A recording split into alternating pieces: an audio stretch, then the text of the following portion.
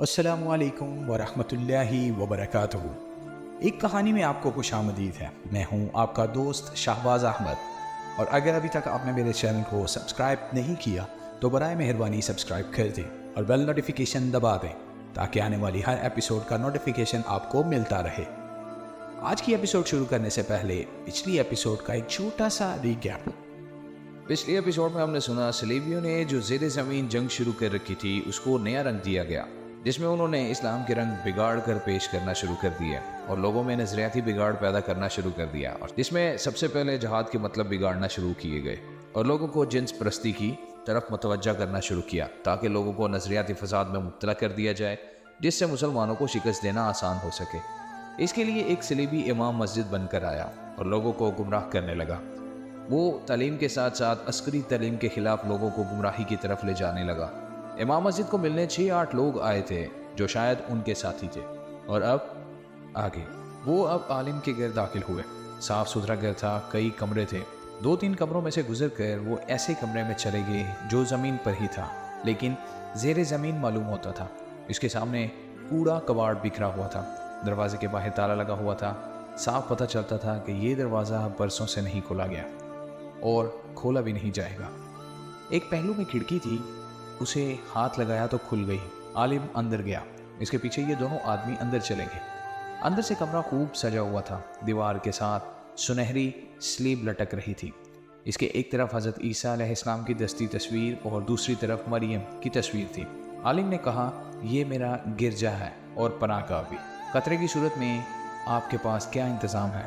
آنکھ کی ہری پٹی والے نے پوچھا اور مشورہ دیا، آپ کو سلیب اور یہ تصویریں اس طرح سامنے نہیں رکھنی چاہیے، یہاں تک کسی کے آنے کا خطرہ نہیں۔ عالم نے جواب دیا اور ہنس کر کہا، مسلمان بڑی سیدھی اور جذباتی قوم ہے۔ یہ قوم جذباتی الفاظ اور سنسنی خیز دلائل پر مرتی ہے۔ جنس انسان کی سب سے بڑی کمزوری ہے۔ میں ان لوگوں میں یہ کمزوری ابھار رہا ہوں، انہیں یہ سبق دے رہا ہوں کہ 4 شادیاں فرض ہیں۔ آہستہ آہستہ انہیں بدکاری کی طرف راغب کر رہا ہوں۔ مذہب کے نام پر تو مسلمان سے بدی بھی کروا سکتے ہو اور نیکی بھی۔ ہاتھ میں قرآن رکھ کر بات کرو تو یہ لوگ احمقانہ باتوں کے بھی قائل ہو جاتے ہیں اور جھوٹ کو بھی سچ مان لیتے ہیں۔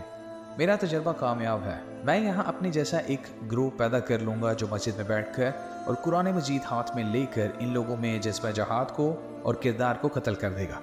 عورت کے متعلق میں ان لوگوں کے نظریات بدل رہا ہوں۔ صلاح الدین ایوبی نے عورتوں کو بھی عسکری تربیت دینا شروع کر دی ہے۔ میں انہیں بتا رہا ہوں کہ عورت کو گھر میں قید رکھو۔ میں اس قوم کی نصف آبادی کو بیکار کر دوں گا۔ فوج کے خلاف نفرت پیدا کرنا ضروری ہے۔ ہری پٹی والے کے ساتھی نے کہا، صلاح الدین ایوبی نے یہی کمال کر دکھایا ہے کہ قوم اور فوج کو ایک کر دیا ہے۔ وہ اس وقت اعلان کر دے گا کہ یروشلم فتح کرنا ہے تو مصر کی ساری آبادی اس کے ساتھ چل پڑے گی، لیکن وہ ایسا اعلان کرے گا نہیں۔ عالم نے کہا، وہ دانش مند ہے، وہ جذباتی لوگوں کو پسند نہیں کرتا۔ وہ صرف ایک تربیت یافتہ سپاہی کو 100 غیر تربیت یافتہ سپاہی پر ترجیح دیتا ہے۔ وہ کھوکھلے نعروں سے قوم کو بھڑکاتا نہیں، حقیقت کی بات کرتا ہے۔ یہ ہمارا کام ہے کہ اس قوم کو حقیقت اور تربیت سے دور رکھیں اور اسے جذباتی بنا دیں۔ اس قوم میں شعور کی بجائے جوش رہ جائے گا، وہ جوش جس میں حقیقت پسندی اور دانش مندی نہ ہو۔ دشمن کے پہلے تیر سے ہی ٹھنڈا پڑ جاتا ہے، خواہ تیر قریب سے گزر جائے۔ ہم ان میں صرف جوش رہنے دیں گے۔ تم نے سنا ہے کہ میں اپنے درس میں صلاح الدین ایوبی کی بہت تعریفیں کر رہا تھا۔ یہ باتیں تو ہم بعد میں کر لیں گے۔ اس آدمی نے کہا، دونوں اونٹنیاں دکھا دیں اور یہ بتائیں کہ ہمیں یہاں کس وقت اور کس طرح پناہ مل سکتی ہیں، اور یہاں اپنا کوئی اور آدمی رہتا ہے یا نہیں؟ نہیں، عالم نے جواب دیا، یہاں اور کوئی نہیں رہتا۔ ان کے درمیان کوئی شک و شبہ نہیں رہا تھا، وہ خفیہ الفاظ میں ایک دوسرے کو پہچان چکے تھے۔ عالم کمرے سے نکل گیا، واپس آیا تو اس کے ساتھ 2 بڑی ہی خوبصورت اور جوان لڑکیاں تھیں۔ یہ وہ 2 لڑکیاں تھیں جن کے متعلق اس نے لوگوں کو بتایا تھا کہ وہ اس کی بیویاں ہیں۔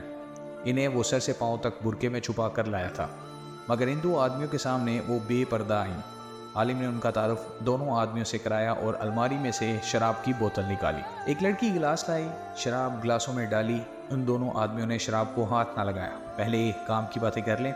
ہری پٹی والے نے کہا، ہمیں 2 آدمیوں کو قتل کرنا ہے۔ دوسرے نے کہا، صلاح الدین ایوبی کو اور علی بن سفیان کو۔ اب ہماری مجبوری یہ ہے کہ ہم نے دونوں کو نہیں دیکھا، ہمیں دونوں آدمی دکھا دیں۔ کیا آپ نے انہیں دیکھا ہے؟ اتنا دیکھا ہے کہ دونوں کو اندھیرے میں بھی پہچان سکتا ہوں، عالم نے کہا۔ میں نے جو مہم شروع کر رکھی ہے اس کے لیے ضروری تھا کہ دونوں کو اچھی طرح پہچان لوں۔ علی بن سفیان اتنا ذہین اور گھاکک ہے کہ وہ اپنے کسی جاسوس کو یہاں بھیجنے کی بجائے خود یہاں آ سکتا ہے۔ اگر وہ بیس بدل کر بھی میرے سامنے آ جائے تو بھی میں اسے پہچان لوں گا۔ اور صلاح الدین ایوبی کے متعلق کیا خیال ہے؟ ہری پٹی والے نے پوچھا۔ اسے بھی خوب پہچانتا ہوں، عالم نے جواب دیا۔ ہری پٹی والے نے اپنے دونوں ہاتھ اپنی کن پٹیوں پر رکھے، داڑھی کو پکڑا اور ہاتھوں کو نیچے جھٹکا دیا۔ اس کی لمبی داڑھی اور گھنی مونچھیں اس کے چہرے سے الگ ہو گئی۔ پیچھے چھوٹی سی داڑھی رہ گئی جو نہایت اچھی طرح تراشی ہوئی تھی۔ مونچھیں بھی تراشیدہ تھیں۔ لمبی داڑھی اور گھنی مونچھیں مصنوعی تھی جو اب اس نے ہاتھ میں لے رکھی تھی۔ اس نے آنکھ سے ہری پٹی بھی نوچ کر پرے پھینک دی۔ عالم جہاں تھا وہیں بت بن گیا۔ اس کی آنکھیں ٹھہر گئیں اور اس کا منہ کھل گیا۔ دونوں لڑکیاں حیران و ششدر کبھی اس آدمی کو دیکھتی جس نے اپنا بہروپ اتار دیا، کبھی عالم کو دیکھتی جس کا رنگ لاش کی طرح ہو گیا تھا۔ عالم کے منہ سے حیرت اور گھبراہٹ میں ڈوبی ہوئی سرگوشی نکلی۔ صلاح الدین ایوبی؟ ہاں دوست، اسے جواب ملا۔ میں ہوں صلاح الدین ایوبی، تمہاری شہرت سن کر تمہارا درس سننے آیا تھا۔ سلطان ایوبی نے اپنے ساتھی کی داڑھی کو مٹھی میں لے کر جھٹکا دیا تو اس کی داڑھی چہرے سے الگ ہو گئی۔ اس نے عالم سے کہا، آپ اسے بھی پہچانتے ہوں گے؟ پہچانتا ہوں، عالم نے ہارے ہوئے لہجے میں کہا۔ علی بن سفیان۔ علی بن سفیان کی صرف تھوڑی پر داڑھی تھی۔ اچانک لڑکیاں اور عالم پیچھے کو دوڑے اور الماریوں میں سے چھرا نما تلواریں نکال لیں، مگر وہ ادھر کو گھومے تو ان کی تلواریں جھک گئیں، کیونکہ صلاح الدین ایوبی اور علی بن سفیان نے چوبوں کے اندر سے اسی قسم کی تلواریں نکال لی تھیں۔ لڑکیوں کو تیز زنی کی مشق تو کرائی گئی تھی، لیکن دو پیشہ ور تیز زنوں کے مقابلے میں نہ آ سکی۔ ان سے تلواریں رکھوا لی گئیں۔ علی بن سفیان باہر نکل گیا۔ ذرا سی دیر میں 6 آدمی جو باہر کھڑے تھے اسی سائز کی تلواریں سوتے کھڑکی میں سے کود کر آ گئے۔ دوسرے دن مسجد کے سامنے اس علاقے کے لوگوں کا ہجوم تھا۔ وہاں چند ایک سرکاری اہلکار بھی تھے جو لوگوں کو باری باری عالم کے اس خفیہ کمرے میں لے جا رہے تھے جہاں سلیب، حضرت عیسیٰ اور مریم کی تصویریں آویزاں تھیں۔ لوگوں کو شراب کی بوتلیں بھی دکھائی گئی۔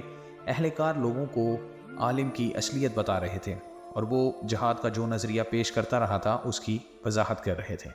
سلطان ایوبی کی ہدایت پر علی بن سفیان نے سارے ملک میں جاسوسوں کا جال بچھا دیا تھا، کیونکہ یہ ثابت ہو گیا تھا کہ ملک میں خصوصاً قاہرہ میں صلیبیوں نے بہت سے جاسوس اور تحریب کار بھیج دیے تھے۔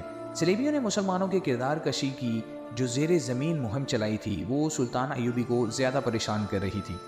اسے جب علی بن سفیان نے اطلاع دی کہ ایک مسجد کا پیش امام ہر رات درس دیتا ہے اور اسلامی نظریات کو بگاڑ رہا ہے تو سلطان ایوبی نے فوراً ہی یہ حکم نہیں دیا تھا کہ اس عالم کو گرفتار کر لو۔ اس نے کہا تھا، علی، مذہب میں فرقہ بندی شروع ہو گئی ہے۔ یہ پیش امام کسی فرقے کا ہوگا۔ یہ بھی ہو سکتا ہے کہ وہ قرآن کی اپنی تفسیریں پیش کر رہا ہو۔ میں مذہب میں دخل نہیں دینا چاہتا۔ میں حاکم ہوں، عالم نہیں۔ اگر تم سمجھتے ہو کہ وہ کوئی تحریب کار ہے تو گرفتاری سے پہلے پوری طرح چھان بین کر لو۔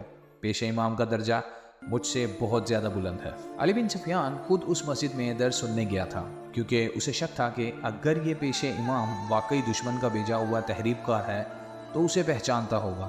اس نے اپنے ذہین سراغ رساں مسجد میں بھیجے تھے جو 10-12 مرتبہ وہاں گئے اور انہوں نے جو درس سنے وہ من و من علی بن سفیان کو سنا دیے۔ آخر ایک رات اس صلیبی عالم نے جو جہاد پر درس دیا اور یہ تعویل پیش کی جو صلاح الدین ایوبی نے بھی سنی، سراغ رسانوں نے یہ درس علی بن سفیان کو سنایا تو کوئی شک نہ رہا۔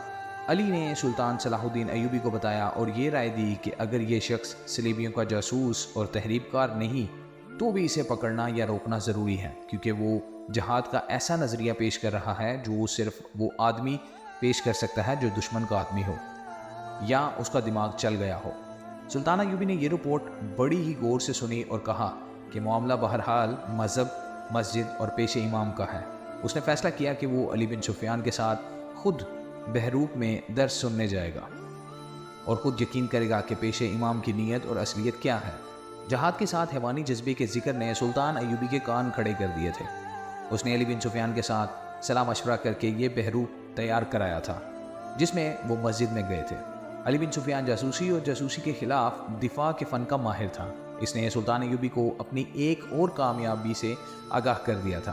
وہ یہ تھا کہ فیض الفاطمی کو جس صلیبی لڑکی نے موقع پر گرفتار کرایا اور احمد کمال نام کے ایک کماندار کی خاطر اسلام قبول کرنے اور اس کے ساتھ شادی کرنے کی خواہش ظاہر کی مگر مار دی گئی تھی، اس نے وہ خفیہ الفاظ اور اشارے بتائے تھے جو صلیبی جاسوس ایک دوسرے کو پہچاننے کے لیے استعمال کرتے تھے۔